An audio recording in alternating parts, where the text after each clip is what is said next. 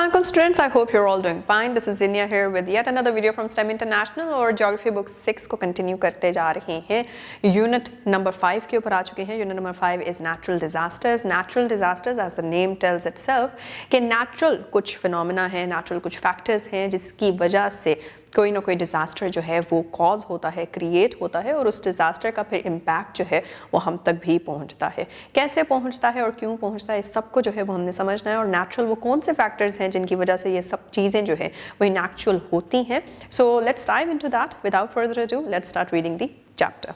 जी, तो first thing that we are gonna do is कि हमने ये समझना है कि नेचुरल डिज़ास्टर्स इन एक्चुअल हैं क्या. तो उसको समझने के लिए ऐसी कोई भी चीज़ या फिर फैक्टर जो हम पहले भी डिस्कस कर चुके हैं जिसमें विंड है, वाइल्ड फायर्स हैं या अदरवाइज चीज़ें हैं, वाटर हमारे पास वाटर बॉडीज़ हैं, रिवर्स हैं, ओशंस हैं, एट्सेट्रा एट्सेट्रा, इन सारी चीज़ों से या फिर वॉल्केनोज जिस तरह से हमने पढ़े थे, तो इन सब चीज़ों से किस तरह से कोई ना कोई जो है वो डिज़ास्टर अगर तो बन रहा है तो उसको हम नेचुरल डिज़ास्टर कहते हैं. और वो नेचुरल डिज़ास्टर फिर आगे जो है वो हमारे लिए कोई ना कोई नेगेटिव इम्पैक्ट लेकर आता है. या तो वो हमारी लॉस ऑफ लाइफ के तौर पे होगा या फिर लॉस ऑफ जो हमारा इंफ्रास्ट्रक्चर है. इंफ्रास्ट्रक्चर क्या होता है वो भी हम पढ़ चुके हैं. हमारी रेल्स हैं या फिर हमारे रोड्स हैं, रेल ट्रैक्स हैं. उसके अलावा हमारा पूरा का पूरा इंडस्ट्रियल सेटअप होगा या फिर हमारे हाउसिंग स्कीम्स हैं. अगर आपको याद हो तो फ्लड्स जो आए थे पिछले, द वेरी रिसेंट फ्लड्स जो आए, उसके अंदर पार्क व्यू नामी जो एक पर्टिकुलर पूरी की पूरी हाउसिंग सोसाइटी थी वो बेसिकली फ्लड में बिल्कुल ही सबमर्ज हो चुकी थी. और ये सारी की सारी इस तरह से जो है वो फिर आना जाना, ट्रांसपोर्ट ख़राब हो जाता है, आपकी डेली लाइफ रूटीन्स ख़राब हो जाते हैं. सो तो ये सारे के सारे कॉन्सिक्वेंसेज आपके नेचुरल डिज़ास्टर्स के होते हैं. और इसके अंदर बहुत बड़ा एक फैक्टर क्लाइमेट का भी आता है. क्लाइमेटिक चेंजेस भी जो है वो बहुत सिग्निफिकेंटली इम्पैक्ट करती हैं आपके नेचुरल डिज़ास्टर्स के होने या ना होने को. और उसके अंदर एक चीज़ ग्लोबल वार्मिंग का कॉन्सेप्ट है, उसको भी जो है वो आज हमने करना है. So let's first start with the different type of natural disasters जिनका हमें पता है. The first kind of natural disaster which we are gonna cover is floods. Floods हैं क्या? बेसिकली कोई भी वाटर बॉडी हो, चाहे वो आपका रिवर सिस्टम है, चाहे वो आपका सी है, एट्सेट्रा. अगर ये रिवर सिस्टम जहाँ जहाँ से गुजर रहा है या फिर अगर सी है जो कि लैंड के दरमियान से गुजरता है, तो फिर अगर वो एक एट अ टाइम इस तरह से हो कि वो फिल हो जाए टू द पॉइंट कि वो उससे ज़्यादा पानी जो है वो अपने अंदर कंटेन नहीं कर पा रहा और वो पानी जो है वो उसमें से निकल के अपने बाहर बैंक्स की साइड पे ऊपर ओवरफ्लो करना शुरू करता है, तो फिर इसको हम कहते हैं कि ये फ्लडिंग का प्रोसेस है. और वो फ्लडिंग जो है वो इस कदर तेज़ी से होती है कि उसके थ्रू, उसके रास्ते में फिर जो कुछ भी आता है उसके थ्रू वो सब कुछ डैमेज हो जाता है. चाहे वो आपकी बिल्डिंग्स ही क्यों ना हो, चाहे वो आपकी कार्स ही क्यों ना हो, चाहे वो आपका लाइफ स्टॉक है, फार्म्स थे, फॉर इंस्टेंस क्रॉप्स वगैरह उगी हुई थी. हमें पता है कि रिवर के बिल्कुल साथ साथ जो है वो एग्रीकल्चरल लैंड होता है. तो वहाँ से जैसे ही फ्लड गुजरेगा तो वो सारी की सारी क्रॉप्स को डिस्ट्रॉय कर देगा, जो बिल्डिंग होगी उसको डिस्ट्रॉय कर देगा, जो जानें होंगी वहाँ पे एज इन कोई इंसानी वहाँ पे रिहेबिलिटेशन थी या फिर वहाँ पे कोई लाइफ स्टॉक था, कोई जानवर वगैरह थे, तो उनको भी सारे को जो है अपने साथ ले जाता है. तो इसकी वजह से, फ्लड्स की वजह से एक तो जानी नुकसान हो जाता है, दूसरा इंफ्रास्ट्रक्चर आपका ख़राब होता है, तीसरा आपके जो क्रॉप्स लैंड है या फिर जो आपकी फार्म्स हैं वो ख़राब हो जाते हैं, और आखिरी इस सारे की वजह से आपको जो है वो इकोनॉमिक लॉस भी फेस करने को मिलता है. Another point that can be added to this is कि क्योंकि पानी है और वो जहाँ जहाँ से गुजरेगा वो वहाँ से कुछ ना कुछ जो है वो अपने साथ सॉइल इरोजन का कॉन्सेप्ट आपने पढ़ा था, तो वो पानी जो है वो साथ साथ लेके बह रहा है. तो उसके अंदर सिर्फ और सिर्फ जो है वो ऐसे ही बस मिट्टी ही नहीं आ रही होती, बल्कि कुछ इस तरह के पैथोजेंस भी वो अपने साथ लेकर आ सकता है जो कि इन्फेक्शियस होंगे और जो कि डिजीज़ कॉजिंग होंगे. और इसकी वजह से वाटर बॉर्न डिजीजेज जिन्हें कहते हैं कि पानी की वजह से जो पानी के अंदर पैथोजेंस होते हैं उनकी वजह से जो डिजीज़ कॉज होते हैं उसको वाटर बॉर्न डिजीज़ कहते हैं. और इस तरह की डिजीज़ भी जो हैं वो स्प्रेड कर जाती हैं to more areas than in actual उन्होंने जिधर स्प्रेड करना होता है. So these are all the various disadvantages जो कि हमें फ्लड की वजह से फेस करने पड़ते हैं. द सेकेंड नेचुरल डिजास्टर जिसको हम कवर करने जा रहे हैं that is landslides. Landslides mostly mountainous areas के अंदर होती हैं, ऐसी एरियाज़ जहाँ पे स्लोप्स हैं, क्योंकि आप नाम से ही देख रहे हैं लैंड इज़ स्लाइडिंग, राइट. तो लैंडस्लाइड बेसिकली कोई भी लैंड का पीस, कोई भी जो है वो आपके पत्थर हैं फॉर एग्जांपल कहीं पे, और ग्रेविटी की वजह से जो है वो नीचे की तरफ गिरते हैं, स्लाइड करते हुए आ रहे होते हैं माउंटेनस स्लोप के ऊपर, और नीचे रहती हुई आबादी, अब चाहे वो वैली हो, फॉर इंस्टेंस आपने वैलीज़ भी डिफरेंट काइंड्स की पढ़ी हैं, वी शेप्ड होती हैं, यू शेप्ड होती हैं, और इन वैलीज़ के अंदर जो है वो लोग रह भी रहे होते हैं, राइट। तो इन वैलीज़ तक अगर तो लैंडस्लाइड्स हो रही हैं, और स्पेशली अगर वहाँ पे कंस्ट्रक्शन है, फॉर इंस्टेंस रोड्स जो हैं वो कंस्ट्रक्ट की गई हैं, तो अगर वो लैंडस्लाइड से आते हुए पत्थर या फिर कोई भी लैंड का मास आके नीचे ग्रेविटी से ज़ोर से गिरता है, तो एक तो वो वहाँ पे तबाही ऑफ कोर्स क्रिएट करेगा, और दूसरी चीज़ जो है ऑब्स्ट्रक्शन आ जाती है। फिर वहाँ पे अगर कोई लोग रह रहे थे, जानवर वगैरह थे, तो उनकी भी जानें जाती हैं, जा सकती हैं, और ओवरऑल वहाँ पे कोई इंफ्रास्ट्रक्चर अगर खड़ा किया गया था, कोई कंस्ट्रक्शन थी, उसके अलावा नॉट ओनली रोड्स बट वहाँ पे जो है वो घर वगैरह कंस्ट्रक्ट किए गए थे, या फिर वहाँ पे कोई इलेक्ट्रिकल ग्रिड था, फॉर इंस्टेंस ट्रांसफार्मर है फॉर इंस्टेंस, यहाँ पे आके जब अगर वो गिर जाता है और उसको ख़राब कर देता है, तो वी कैन सी इज़ कि इलेक्ट्रिसिटी भी वहाँ पे जो है वो डिसकंटिन्यू हो सकती है, ट्रांसपोर्टेशन डिसकंटिन्यू हो गई है, आम रोज़मर्रा के जो एक्टिविटीज़ थी वो भी डिसकंटिन्यू हो गई, और फिर उसके बाद उसको मेनटेन करना और उसको वहाँ से हटाना और फिर दोबारा से सारी चीज़ों को रिपेयर करना, all of that basically demands a lot of energy as well as money. तो इस तरह से हमारे लिए मेड अप और बिल्ट अप चैलेंजेस जो हैं वो लैंडस्लाइड्स की वजह से आते हैं। Next we have is dust storms. Dust storms mostly उन एरियाज में होते हैं जो कि एरिड होंगे या फिर सेमी एरिड होंगे। वो एरियाज कौन से हैं वो हम पिछले चैप्टर्स में पढ़ चुके हैं, स्पेशली द एरियाज जो कि बलोचिस्तान प्लेट्यू की साइड पे हैं या फिर वो एरियाज जो कि इंडस प्लेन की साइड पे हैं।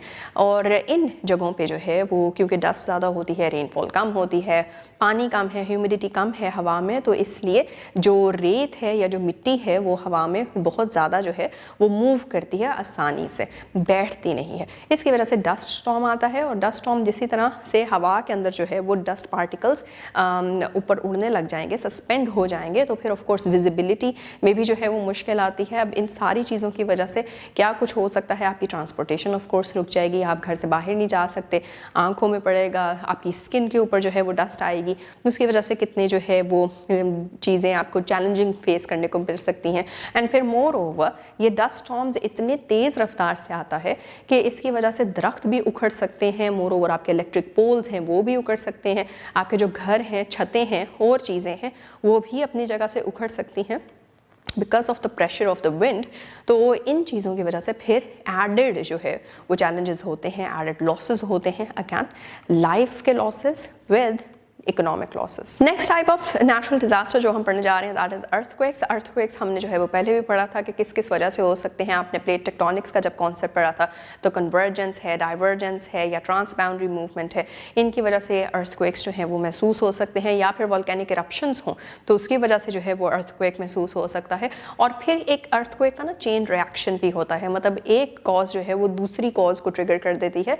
अगर तो फॉर इंस्टेंस जो है आपका वोल्केनिक इरप्शन थी तो उसकी वजह से जो वाइब्रेशंस कॉज होंगी उससे आपका लैंडस्लाइड क्रिएट हो सकता है। सुनामी को भी हमने पढ़ना है, सुनामी भी एक नेचुरल डिजास्टर है, वो भी इससे जो है वो आगे ट्रिगर हो सकता है।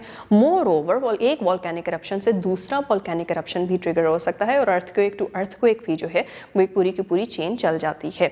मोर ओवर आपकी जो लैंड की मूवमेंट थी या जो प्लेट टेक्टोनिक्स वाला कॉन्सेप्ट्स पढ़े हैं जिसमें डाइवर्जेंट मूवमेंट है, कन्वर्जेंट है या ट्रांसबाउंड्री है, उसकी वाइब्रेशंस की वजह से भी जो है वो वोल्केनिक इरप्शन हो सकती हैं, लैंडस्लाइड्स हो सकती हैं, सुनामीज हो सकती हैं। तो इस वजह से अर्थक्वेक पूरा का पूरा एक चेन रिएक्शन बन जाता है और इन वाइब्रेशंस से आपकी जो कंस्ट्रक्शन है, जो बिल्डिंग्स हैं, उनकी फाउंडेशंस वीक पड़ सकती हैं, आपकी बिल्डिंग्स कोलैप्स कर जाती हैं, जो कि हुआ भी है। अगर आप किसी भी एग्जाम्पल ऑफ अर्थक्वेक को पढ़ें, ऑन द इंटरनेट भी निकाल लें, तो उसमें देखेंगे कॉन्सिक्वेंशली जो है वो क्या कुछ होता है, आपकी सारे के सारे कंस्ट्रक्शन। फिर मोर ओवर अगर बिल्डिंग के अंदर लोग रह रहे थे तो ऑफ कोर्स उस बिल्डिंग के कोलैप्स से वो लोग भी जो हैं वो अपनी जानों से जाते हैं, और मोर ओवर जो एनिमल्स वगैरह हैं वो भी अपनी जो है वो ऑफ कोर्स लाइफ से हाथ धो बैठते हैं। This is all that happens. फिर मोर ओवर इसके अंदर एक एडेड जो चैलेंज आता है वो इंफ्रास्ट्रक्चरल एक्सपेंस का चैलेंज आ जाता है कि वही सारी बिल्डिंग्स, वही सारी रोड्स, वही सारी की सारी चीज़ें जिस पे पैसे लगा लगा के जो है वो कंस्ट्रक्ट किया गया था, वो सब कुछ तबाह हो रहा है और अब उसको दोबारा से मेंटेन करना है, दोबारा से कंस्ट्रक्ट करना है। तो उसमें दोबारा से जो है वो आपके money resources, physical resources, energy resources, raw material resources जो है वो दोबारा से लगेंगे। So all of that basically has a compounding disastrous effect. फिर आ जाता है हमारा next natural disaster which is cyclone. Cyclones basically mostly oceans पे जो है वो होते हैं और ओशंस के ऊपर बनते हैं। साइक्लोन्स है क्या, लो प्रेशर एरियाज होते हैं और वहाँ पे लो प्रेशर होने की वजह से जो पानी है और जो विंड्स हैं वो एक साइक्लोनिक, एक सर्कुलर से मूवमेंट में आ जाती हैं, एक वर्ल बनता है और वर्ल के अंदर क्योंकि वो विंड बहुत स्ट्रॉन्ग होती है तो वो अपने साथ वाटर कंटेंट को भी उठा लेती है और फिर जैसे जैसे वो मूव करती जाती है वो उस वाटर कंटेंट की वजह से एक तो वेव्स जो है वो डिजास्ट्रस क्रिएट होती हैं, मोर ओवर वो पानी या फिर कोई भी चीज़ उसने उठा लिया तो वो भी दूर दूर तक फेंकेगी। तो इससे हम देखते हैं कि साइक्लोन्स जो हैं उसकी वजह से सिर्फ और सिर्फ एक तो आपके वाटर के करंट में ही डिफरेंस नहीं आ रहा, बल्कि अगर तो वो आ जाता है लैंड के पास तो फिर लैंड पे भी जो चीज़ें हैं वहाँ पे विंड्स बहुत ही ज़्यादा स्पीड के ऊपर चल सकती हैं और उसकी वजह से अगेन डस्ट स्टॉर्म वाला कॉन्सेप्ट कि चीज़ें उखड़ेंगी, वहाँ से दरख्त उखड़ सकते हैं, वहाँ से घर वगैरह उखड़ सकते हैं, इलेक्ट्रिक पोल्स हैं उखड़ सकते हैं, आपकी रोड्स हैं, बिल्डिंग्स हैं, सब खराब हो सकता है, आपकी जो इंसानी जानें हैं या एनिमल्स हैं वहाँ पे, या फिर आपकी जो अदरवाइज इकोनॉमिक सारी की सारी स्टैंडिंग है वो सब तबाह हो सकती है और दोबारा ग्राउंड जीरो से आपको ये सारी चीज़ें बनानी पड़ सकती हैं। सो this is how cyclones basically affect. And more over आपने नाम सुना होगा हरिकेन्स और टाइफून्स का भी, तो आपने कंफ्यूज नहीं होना, साइक्लोन्स को ही हरिकेन्स और टाइफून्स भी कहते हैं। डिफरेंस क्या होता है, एक तो जगह का कि कौन से पर्टिकुलर पोर्शन या फिर एरिया या रीजन ऑफ द वर्ल्ड में जो है वो साइक्लोन है, उसके अकॉर्डिंगली उसका नाम चेंज हो जाता है और मोर ओवर विंड की स्पीड जो होती है उसके अकॉर्डिंगली भी जो है वो नाम में चेंज आ जाता है। और मोस्टली जो है हमें साइक्लोन्स मिल जाते हैं आपके पैसिफिक ओशन में या फिर अटलांटिक ओशन में। नेक्स्ट हमारा नेचुरल डिजास्टर है फेमिन्स एंड ड्रॉट। ये दोनों चीज़ें आपस में जो हैं वो लिंक्ड हैं, मिली हुई हैं। और क्यों लिंक्ड हैं और क्यों मिली हुई हैं इज़ बिकॉज के ड्रॉट बेसिकली सबसे पहले हम समझेंगे, drought is kind of a circumstance या फिर काइंड ऑफ ए प्रोसेस जिसके अंदर जो है वो पानी की जो मुयस्सर होना है वो बहुत ही कम हो जाता है, पानी के रिसोर्सेज जो हैं वो ख़त्म हो जाते हैं, बिल्कुल ना होने के बराबर हो जाते हैं। और पानी अगर नहीं होता तो कि अगर हम अपनी एंशिएंट सिविलाइजेशंस के बारे में भी पढ़ते हैं तो सारी की सारी सिविलाइजेशंस रिवर्स के आसपास जो हैं वो बनी थी। तो रिवर से दूर जो है वो लाइफ मुश्किल हो जाती है क्योंकि हर चीज़ जो है वो वाटर साइकिल के ऊपर डिपेंड कर रही होती है। आपको इरिगेशन करनी है, आपको पानी चाहिए, पीने के लिए पानी चाहिए, आपकी क्लोथ्स वॉशिंग है या फिर आपके और आप बेद इवन आपको पानी चाहिए। तो हर चीज़ में जो है वो पानी की बहुत ही ज़्यादा सिग्निफिकेंस है। तो जिन एरियाज़ के अंदर पानी कम हो जाता है या ख़त्म होने के बराबर हो जाता है वहाँ पे प्लांट्स की ग्रोथ नामुमकिन हो जाती है, वहाँ पे जो लैंड होता है वो ड्राई अप हो जाता है, क्रैक्ड हो जाता है। सन का एक्सपोजर जो है ऑफ कोर्स वो आपकी मिट्टी के ऊपर, सॉइल के ऊपर या फिर लैंड के ऊपर डायरेक्ट हो जाता है। उसको ब्लॉक करने के लिए कोई फॉरेस्ट कवर जो है वो नहीं रहता, प्लांटेशन कवर नहीं रहता, तो साया नहीं रहता उस जगह पे। और इसकी वजह से जो है वो वहाँ पे फिर जो मिट्टी है वो इतनी खुश्क हो जाती है कि उसको दोबारा से ह्यूमिडिफाई करना, उसको दोबारा से जो है वो उन पर्टिकुलर कंडीशन के अंदर लेकर आना कि जहाँ पे आप उधर कुछ उगा सकते हैं, चाहे वो क्रॉप्स हैं, चाहे वो अदरवाइज प्लांट्स हैं, चाहे वो अदरवाइज ट्रीज़ हैं एक्सेट्रा। तो ये काफ़ी मुश्किल हो जाता है। और जब ये मुश्किल हो जाता है, प्लांट्स नहीं हैं, ट्रीज़ नहीं हैं, लाइफ स्टॉक आपकी किस तरह से वहाँ पे सर्वाइव करेगी, क्योंकि उसको भी तो खाने के लिए जो है वो ग्रास चाहिए या फिर प्लांट्स चाहिए। तो जब प्लांट्स नहीं है, लाइफ स्टॉक नहीं है, तो आपके पास बेसिक ह्यूमन सर्वाइवल की कोई भी चीज़ नहीं है, तो उससे फूड शॉर्टेज हो जाएगा और वहाँ पे रहना नामुमकिन हो जाएगा। So this is basically what drought is. और तो फेमिन को हम समराइज कर सकते हैं as an water shortage as well as food shortage. और इसमें एक टिपिकल या क्लासिकल एग्जाम्पल हमें इथोपिया की मिलती है from quite many years ago. जो है वो इथोपिया के अंदर फेमिन था और वहाँ पर लोगों का रहना, आपने बुक में भी अपनी जो है वो इमेज में देखा होगा कि आपको एक डंकी जो है वो नज़र आ रहा है, बहुत ही ड्राइड अप लैंड है और वहाँ पे वो मरा हुआ है, गिरा हुआ है। तो इस तरह से जो है वो लाइफ वहाँ पे सर्वाइव नहीं कर पाती और ये फेमिन होता है। इससे डिजीज़ेस भी होती हैं आपको, क्योंकि खाने को न्यूट्रिशन नहीं मिल रहा होता सही, तो इम्यून जो आपका सिस्टम होता है वो वीक हो जाता है। तो इम्यूनिटी अगर वीक हो गई है तो ऑफ कोर्स आपको जो डिजीज़ेस हैं या फिर कोई इन्फेक्शन है वो बहुत जल्दी लग जाएगा, आप वल्नरेबल ज़्यादा हो जाते हो, ससेप्टेबल ज़्यादा हो जाते हो इन चीज़ों से। और मोर ओवर आपको खाना पीना वैसे ही नहीं मिल रहा, तो हाउ डू यू थिंक कि any life form can survive in such A circumstance? So this is basically where famine and drought basically comes as a natural disaster. फिर हमारा एक और जो है वो natural disaster है जिसको हम सुनामी के नाम से जो है वो जानते हैं। और सुनामी इज़ बेसिकली जहाँ पे पानी की लहरें इतनी ज़ोर से आके जो है वो लैंड की तरफ बढ़ती हैं और लैंड को आके वो इफ़ेक्ट करती हैं, उसको डैमेज करती हैं, कि उसकी वजह से इंफ्रास्ट्रक्चर जो है वो कोलैप्स हो जाएगा आपका। अगर कोई लाइफ फॉर्म वहाँ पे सर्वाइव कर रही थी, इंसान हैं, जानवर हैं, तो उनकी लाइफ भी वहाँ से जा सकती है। एंड मोर ओवर वहाँ पे अगर कोई ग्रिड था, आपका पावर ग्रिड था फॉर इंस्टेंस, तो वो भी ख़राब हो जाएगा, जो कुछ भी उसके रास्ते में आएगा वो सब ख़राब हो जाएगा। एंड मोर देन दैट हमें ये भी समझना है कि क्योंकि सी वाटर होता है जो कि सुनामी में जो है जिसकी लहरें पहुंचती हैं आपके कोस्ट लाइन तक और उससे आगे, तो because sea water is extremely salty, तो ये पानी जब यही लहरें आपके बाकी रिवर सिस्टम्स तक पहुंच जाएंगी, लेक्स तक पहुंच जाएंगी, ट्रिब्यूटरीज तक पहुंचेंगी, तो सॉल्ट वाटर इंट्रूजन इसको कहा जाता है कि नमकीन पानी जो है वो आपके फ्रेश वाटर में आ सकता है और उसको जो है वो कंटेमिनेट कर देता है, जिसकी वजह से आपका फ्रेश वाटर सिस्टम सारा का सारा ख़राब हो जाता है। जिसके ऊपर आपका इरिगेशन था, जिसके ऊपर आपने जो पानी पीना था वो सारा फ्रेश वाटर सिस्टम से ही हो रहा था, राइट। सॉल्ट वाटर के ऊपर तो नहीं रिलाई किया जाता है ऐसे। तो इस तरह से सुनामी की वजह से आपके जो फ्रेश वाटर आपके रेजर्वॉयर्स होते हैं वो भी ख़राब हो जाते हैं। तो इससे भी मल्टीपल किस्म के जो है वो चैलेंजेस आगे आ जाते हैं। Next kind of natural disaster is wild fire. Wild fire कहाँ पे लगती है? फॉरेस्ट के अंदर लगती है, स्पेशली जब बहुत ही ज़्यादा ड्राई कंडीशंस हों, आपकी एटमॉस्फेरिक कंडीशंस ड्राई हैं और पानी इतना नहीं है, तो इसकी वजह से डैम्प अगर फॉरेस्ट हो ना तो वहाँ पर आग नहीं लगती। लेकिन अगर वो डैम्प नहीं है, बिल्कुल ड्राई हुआ है और उसके ऊपर जो है वो फिर हीट का एक्सपोजर भी बहुत ज़्यादा है, सनशाइन बहुत ही ज़्यादा है, तो उसकी वजह से क्या होगा कि पत्तों को आग लगेगी, ड्राई होंगे, उनको आग लगेगी। वो एक दरख्त, क्योंकि अब फॉरेस्ट में हमने पढ़ा था कि कैनोपी जो है वो साथ अटैच्ड होती है, सारे दरख्त इतने डेंसली एक दूसरे के साथ जो है वो उगे हुए होते हैं कि अगर एक को आग लगती है तो वो फिर दूसरे को भी ट्रांसफ़र हो जाती है। तो इस तरह से फिर फॉरेस्ट फायर बनती है, जिसको हम वाइल्ड फायर भी कहते हैं। अब इससे सिर्फ और सिर्फ जो है वो सीधा इंसानी जान पे ही जो है वो एक चैलेंज नहीं आता या फिर डिज़ास्टर या डैमेज नहीं आता, बल्कि हमने पढ़ा है कि फॉरेस्ट के अंदर किस कदर जो है वो डाइवर्सिटी रहती है एनिमल स्पीशीज़ की, प्लांट स्पीशीज़ की।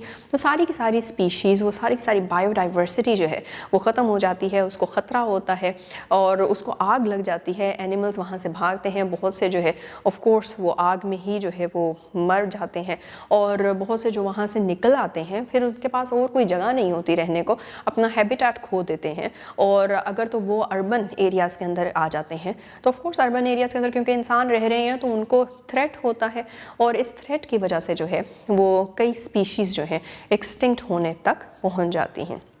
So this is how wildfires basically disrupt the entire ecosystem। और moreover हमने जो है वो पिछले चैप्टर के अंदर फॉरेस्ट्स ऑफ द वर्ल्ड में पढ़ा कि फॉरेस्ट की अपनी इकोनॉमिक सिग्निफिकेंस किस कदर है, ग्लोबल मार्केट के अंदर, ग्लोबल ट्रेड के अंदर क्या क्या चीज़ें हैं जो एक्सपोर्ट की जाती हैं फॉरेस्ट से ही निकाल के। और इमेजिन करें आप जब पूरा का पूरा फॉरेस्ट ही जल जाए तो फिर वहाँ से टिम्बर क्या निकालना है, फ्यूल क्या निकालना है, या फिर आपकी फार्मास्यूटिकल्स की इंडस्ट्री थी वो किस तरह से सर्वाइव करेगी, या फिर आपकी कॉस्मेटिक इंडस्ट्री थी उसको किस तरह से आगे लेके जा रहे हैं, या फिर आपकी फूड इंडस्ट्री है तो उसको किस तरह से आप सर्वाइव करवा रहे हैं। मोर ओवर अमेज़न फॉरेस्ट का जिस तरह से हमने पढ़ा, it is also known as the lungs of the अर्थ।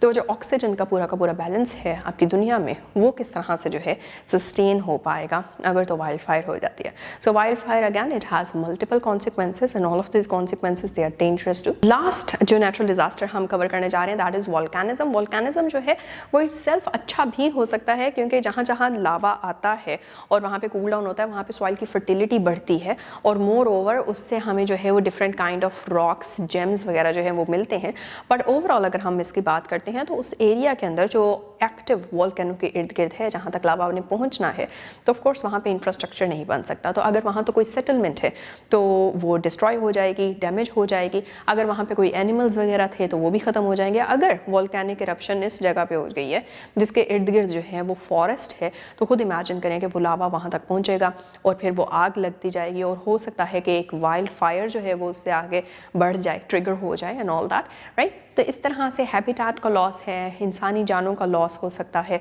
इसी तरह से आपका जो लैंड है उसको आप नहीं यूटिलाइज कर सकते फॉर योर डेवलपमेंट में भी, राइट। तो इस तरह से करके वोल्केनिक इरप्शंस का भी जो है वो एक डैमेजिंग इफेक्ट रहता है on the human population, on the ecosystem and overall on the well being of the entirety. So ये थी कुछ नेचुरल डिजास्टर्स जिनको हमने थोड़ा सा इंसाइटफुली जो है वो कवर किया।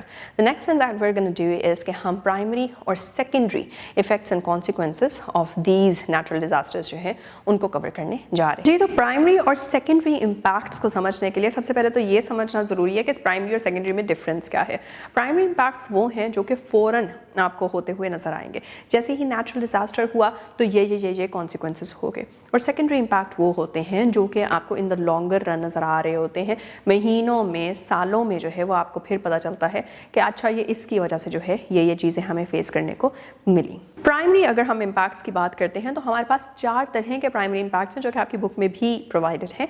नंबर 1 हमारे पास ह्यूमैनिटेरियन क्राइसिस आता है, जिसके अंदर ऑफ कोर्स आपकी जो इंसानी जानें हैं वो जा रही हैं वहाँ पे, तो फिर उससे रिलेटेड आपको पर्सनल इस तरह का चाहिए जो कि उन लोगों को बचा सके। फॉर एग्जांपल अगर अर्थक्वेक्स की बात करें तो हो सकता है कि बिल्डिंग के अंदर कोई लोग जो हैं वो स्टक भी हुए हों, सारी डिब्री में, सारी उस टूटी हुई बिल्डिंग के नीचे दबे हों और उनको जो है वो निकालना पड़ता है एंड ऑल दैट। तो ये सारी चीज़ें होती हैं। मोर ओवर बहुत से लोग उसी टाइम बीइंग में अपनी जानें खो बैठते हैं। क्यों? क्योंकि टाइमली उनको निकाला नहीं जा पाता, या फिर ऑफ कोर्स कितने ही टाइम जो है वो पानी के बगैर, खाने के बगैर इंसान जो है वो ज़िंदा रह सकता है। मोर ओवर सांस भी अगर जो है वो उस डिब्री के अंदर ऑफ कोर्स मिट्टी है, रेत है, ये वो सारी चीज़ें हैं, तो उसकी वजह से भी जो है वो इम्पैक्ट पड़ता है। So humanitarian crisis is 1। The second one is shortage of food. Of course food का जो इशू है, अगर तो नेचुरल डिजास्टर आता तो सिर्फ फूड इन अ सेंस ये नहीं कि जो लोग फंस गए हैं उन तक नहीं पहुंच रहा, बल्कि वही अगर एग्रीकल्चरल लैंड है आपका वो के जद में आ गया है आपके नेचुरल डिजास्टर के, तो ऑफ कोर्स वहाँ पे जो है वो फिर सारी सारी क्रॉप्स हैं वो ख़त्म हो गई। आपके फार्मर्स की जितनी मेहनत थी वो ख़त्म होगी, जितना उन्होंने इन्वेस्ट किया हुआ था सीड्स के ऊपर, रॉ मटेरियल के ऊपर, फर्टिलाइजर्स के ऊपर, वो सारा का सारा वहाँ पे तबाह हो जाता है। और फिर जो वो रिक्वायरमेंट है खाने की, जो फिर आगे मार्केट में आना था और लोगों ने खरीदना था, वो भी उनको नहीं मिल पाता। और फिर एक्सपोर्ट लेवल के ऊपर जो चीज़ें बाहर बेचनी होती हैं वो भी आपके पास नहीं होता मटेरियल, जिसकी बेसिस के ऊपर आपके इकोनॉमी को भी जो है वो बहुत ज़्यादा नुकसान पहुँचा। The third primary impact is कि आपकी सारी की सारी इंफ्रास्ट्रक्चर जो है उसकी डिस्ट्रक्शन होती है, जिसके अंदर आप रोड्स की बात कर लें, आप अपने रेलवे ट्रैक्स की बात कर लें, मतलब ट्रांसपोर्ट से रिलेटेड जितने भी आपका नेटवर्क है उससे बात करें। और फिर अगर वो नहीं तो उससे अलावा आपके इलेक्ट्रिकल ग्रिड्स हैं, आपकी जो है इंडस्ट्रीज़ हैं, पावर प्लांट्स हैं, उसके अलावा भी आपकी हाउसिंग सोसाइटीज़ हैं, more over for example dams वगैरह हैं। तो अर्थक्वेक की वजह से डैम्स के अंदर फॉर एग्जांपल अगर क्रैक आ जाता है तो डैम्स अपनी एक्चुअल फंक्शनैलिटी को नहीं अचीव कर पाते। तो इस तरह से करके वहाँ से लीकेज होगा और लीकेज की वजह से फ्लड आ सकता है। सो यू सी कि किस तरह से इंफ्रास्ट्रक्चर जो है वो डैमेज होगा, जिसकी वजह से बहुत से लोगों की जो अर्निंग अपॉर्चुनिटीज़ थी, जहाँ से वो कमा रहे थे, वो भी ख़राब होता है, वो लूज़ कर जाते हैं, जिसकी वजह से उनके पास पैसे नहीं होंगे तो वो इकोनॉमिकली अपने आप को किस तरह से अपलिफ्ट कर पाएंगे, कैसे वो महीने के अखराजात पूरे कर पाएंगे। बच्चों की एजुकेशन में रुकावटें आ जाती हैं, लोगों के कामों में रुकावटें आ जाती हैं। तो ये सारी की सारी चीज़ें जो हैं वो हमें नज़र आती हैं इंफ्रास्ट्रक्चरल डिस्ट्रक्शन से रिलेटेड। और आखिरी प्राइमरी इम्पैक्ट जिसको हम कवर करने जा रहे हैं, दैट इज़ पॉपुलेशन की डिस्प्लेसमेंट से रिलेटेड। पॉपुलेशन डिस्प्लेस हो जाती है। ऑफ कोर्स जिस जगह के ऊपर फ्लड आ गया है वहाँ पे फिर लोग दोबारा से एकदम तो अपनी तामीराती काम नहीं शुरू किया जा सकता, वहाँ पे दोबारा से घर जो है वो ओवरनाइट नहीं बन सकते, तो उन लोगों को कहीं और जो है वो शिफ्ट करना पड़ता है। तो बहुत से लोग माइग्रेट कर जाते हैं ऐसी जगहों से। माइग्रेट करके जब वो दूसरी सोसाइटीज़ में आते हैं या दूसरी कम्युनिटीज़ में एड अप होते हैं, तो हर कम्युनिटी के रिसोर्सेज जो हैं वो लिमिटेड होते हैं। कहीं भी किसी भी कम्युनिटी के अंदर रिसोर्सेज जो हैं वो बिल्कुल ही ज़्यादा मतलब इस तरह के नहीं होते कि अनलिमिटेड हों और हर किसी के लिए ही हों। तो जिस भी कम्युनिटी में जाएंगे वहाँ पे फिर कंपटीशन क्रिएट होगा, आपकी जॉब्स की पोजीशंस हैं या अपॉर्चुनिटीज़ हैं वहाँ पे भी कंपटीशन क्रिएट होगा। इतनी सीट्स नहीं होती जितने कैंडिडेट्स होते हैं, इतने जो है वो आपके पास फॉर एग्जांपल खाने के रिसोर्सेज नहीं होते जितने खाने वाले लोग होते हैं, या फिर इस तरह से करके और भी कई तरीक़ों से जो है वो कंपटीशन बन जाता है। घर नहीं होते, स्लम एरियाज़ बन जाते हैं। स्लम एरियाज़ अगर बनते हैं तो वहाँ पे पुअर लिविंग कंडीशंस होती हैं, सैनिटेशन सही तरह से नहीं प्रोवाइडेड होती, जिसकी वजह से बहुत सी डिजीज़ जो हैं वो वहाँ पे डेवलप होती हैं, वहाँ से फिर स्प्रेड आउट होती हैं और आपके अर्बन जो सारे एरियाज़ होते हैं वहाँ तक भी जो स्टेबल सेटलमेंट्स होती हैं वहाँ तक भी पहुँच जाती हैं। और फिर ये पूरा का पूरा एक आपकी मेडिसिनल और आपकी हेल्थ केयर फैसिलिटीज़ वाला जो डिपार्टमेंट है उसके ऊपर भी एक बोझ बन जाता है कि उसने किस तरह से इतने बीमार लोगों को केटर करना है। तो या और जितना आप बीमार होते हो, फॉर एग्जांपल आप भी बीमार होते हो तो आप स्कूल से छुट्टी करोगे, या आपकी टीचर हैं तो वो भी स्कूल से छुट्टी करेंगी या नॉट। तो इस तरह से काम में भी रुकावट आती है, आपकी प्रोग्रेस के अंदर रुकावट आती है, और एक बंदे की प्रोग्रेस जो है वो पूरी की पूरी नेशन की प्रोग्रेस के साथ जुड़ी हुई होती है। तो इस तरह ओवरऑल पूरी नेशन के लेवल के ऊपर जो है वो रुकावट आ जाती है। So these are the primary impacts of natural disasters. The second thing that we're going to cover today is the secondary impact of natural disasters. तो बच्चों secondary impacts वो हो रहे हैं जो कि हमें लंबे अरसे में जो है वो सामने आ रहे हैं, वो challenges जो कि हम बाद में देख रहे हैं कि अच्छा इस चीज़ के further down the road जो है वो हमें चीज़ें देखने को और फेस करने को मिल रही हैं। जिस तरह के नंबर 1 हमारे पास तो environmental impact के अंदर हम देख रहे हैं कि किस तरह से वहाँ पे diseases जो है वो prolong की जा सकती हैं। Moreover environmental impact के अंदर आपके जो geological features हैं वो भी क्योंकि डैमेज हो रहे होते हैं। फॉर एग्जांपल अगर सॉल्ट वाटर इंट्रूजन की हम बात करते हैं, आपके फ्रेश वाटर लेक्स ख़राब हो जाते हैं, या फिर आपकी इस तरह की चीज़ें भी ख़राब हो सकती हैं। सॉइल इरोजन हो सकती है, जैसे सॉइल इरोजन की वजह से फर्टिलिटी इफेक्ट हो सकती है, वाटर लॉगिंग या फिर सैलिनिटी का कॉन्सेप्ट भी जो है वो वहाँ पे बन सकता है, so on and so fourth. तो इस तरह से आपके जोलॉजिकल फीचर्स जो हैं वो ख़राब होंगे, और अगर जोलॉजिकल फीचर्स ही हेल्दी नहीं रहेंगे तो किस तरह से उसके ऊपर जो बायोटिक अदरवाइज चीज़ें रहती हैं, रिलाई करती हैं उनके ऊपर, वो किस तरह से जो है वो अच्छे से सर्वाइव कर पाएंगी। सो this is the environmental impact. इसकी वजह से आपके फूड वेब्स और फूड चेन्स आपने पढ़े होंगे साइंस में, वो भी डिसरप्ट हो जाते हैं। The second is psychological impact. Psychological impact किस तरह से है, लोग जिनके पास जो है वो एक टाइम पे सब कुछ था, लेकिन नेचुरल डिज़ास्टर की वजह से उन्होंने सब कुछ खो दिया, अपना घर खो दिया, अपने जो अपने ख़ानदान के लोग थे, अपनी फैमिली मेम्बर्स थे, करीबी जो उनके रिश्तेदार थे, फ्रेंड्स थे, उन सब को जो है वो खो सकते हैं। और जब खो देते हैं तो फिर उसके बाद उसका लॉस जो है वो परमानेंटली आपके सबकॉन्शियस के अंदर बैठ जाता है, और सबकॉन्शियस में बैठने की वजह से जो आपकी क्वालिटी ऑफ लाइफ है उसको ओवरऑल डिस्टर्ब कर देता है, जिसकी वजह से ट्रॉमा जो है वो हो जाता है। ट्रॉमा के साथ डिप्रेशन है, एंग्जाइटी है, ये सारी चीज़ें जो है वो इंसान की रोज़मर्रा की रियलिटी बन जाती है, और उसकी वजह से उसकी functionality as a functional human being जो है वो भी अफेक्ट होती है। So this is all the psychological downturns of natural disasters. है हमारे पास एक और secondary impact which is water shortage. Water shortage क्योंकि हम ये पहले भी डिस्कस कर चुके हैं कि पानी ही है जिसकी वजह से लाइफ है, और लाइफ की सर्वाइवल के लिए पानी जो है that is the most significant factor. और सारी की सारी जो आपकी एंशिएंट सिविलाइजेशंस हैं वो भी वहाँ पे थी, नाइल रिवर के इर्द गिर्द, आपके इंडस रिवर के इर्द गिर्द, सो एंड सो। तो इस तरह से हमें वाटर सिस्टम्स की इंपॉर्टेंस की समझ आती है। तो जब वाटर सिस्टम्स ही डिसरप्ट हो जाते हैं तो वहाँ पे फिर लाइफ थ्राइव नहीं कर पाती।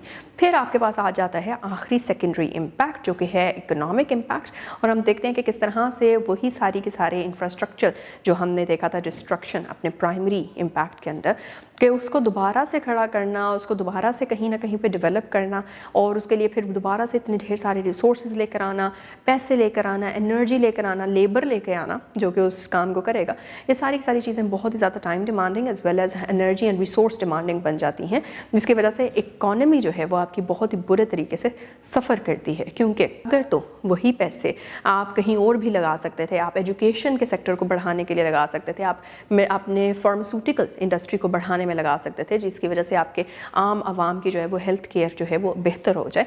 लेकिन अब वही बजट सारा का सारा कट डाउन करके आपको कहाँ पे लगाना पड़ता है, आपको वापस डेवलपमेंटल चीज़ों के ऊपर, इंफ्रास्ट्रक्चर के ऊपर लगाना पड़ता है। सो इस तरह से जो है वो फिर प्रायोरिटीज़ चेंज होती हैं, और प्रायोरिटीज़ चेंज होने की वजह से एक आम इंसान की जो फैसिलिटीज़ अदरवाइज होनी चाहिए होती हैं वो उस तक नहीं पहुंच पाती।